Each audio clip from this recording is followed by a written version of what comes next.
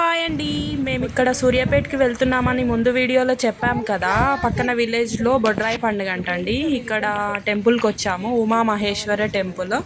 ఇక్కడ కొత్తగా ధ్వజస్తంభం స్థాపించారు అండ్ ఇక్కడ నవగ్రహాలు కూడా పెట్టారు.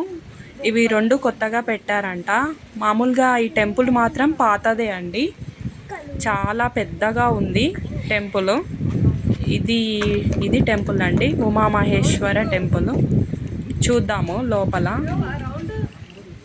అన్ని వాటర్ ఉన్నాయి ఇక్కడ, ఎందుకంటే జలబిందెలతో వాటర్ పోస్తారంట బొడ్రాయి పండుగకి. అందుకని లోపల మొత్తము టెంపుల్ లోపల మొత్తము వాటర్ వచ్చేసింది. అయినా కూడా భక్తులు కొబ్బరికాయలు కొట్టడము లోపల.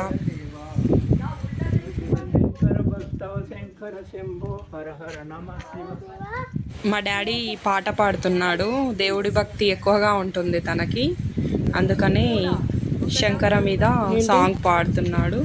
ఇక్కడ లోపలికి వెళ్ళడానికి లేదు కాబట్టి ఇక్కడే మేము అగరబత్తులు వెలిగించేసాము అండ్ కొబ్బరికాయ కూడా ఇక్కడే కొట్టేశాము. చాలా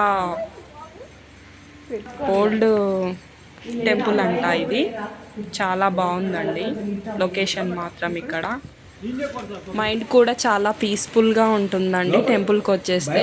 మేము పసుపు కుంకుమ ఇక్కడ నుంచే వేసేసాము.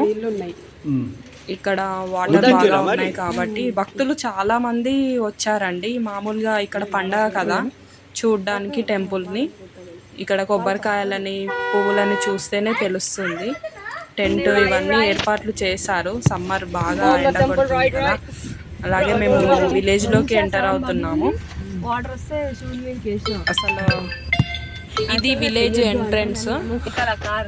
అందరూ పండగ చేసుకుంటున్నారు కదా, అందరూ టెంట్లు వేసేసుకొని చాలా గ్రాండ్గా చేసుకుంటున్నారు. ఫస్ట్ పండగ అంట, 3 సార్లు చేస్తారండి బొడ్రాయి పండుగ.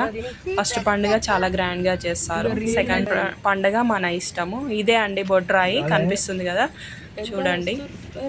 యాక్చువల్గా నిన్న పండగ, మామూలుగా ఈరోజు ఇలా ఉంది, రష్ తక్కువగా ఉన్నారు.